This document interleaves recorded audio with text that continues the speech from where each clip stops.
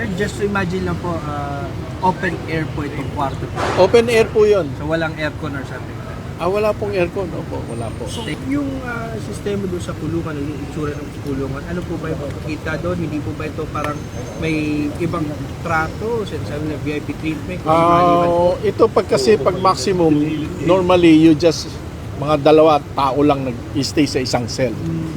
So ganun ano siya, hindi siya isinasama muna sa marami. Kasi pag sa medium, ang selda doon, mga more or less 10 to 20 people sa isang selda.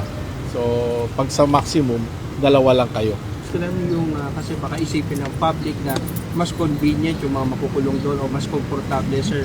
Ano po ba assurance natin na siguro, ganun pa rin po yung... one of these days, para makita nyo, imbitahin ko kayo doon.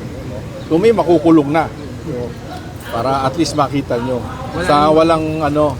Walang treatment po. Hindi po. Kasi kailangan po talagang implement na po natin yung, kasi nga sa congestion, kaya nagkasiksikan. Pero we want to show to the world na ganito na po yung bagong Bucor na hindi na po siksikan.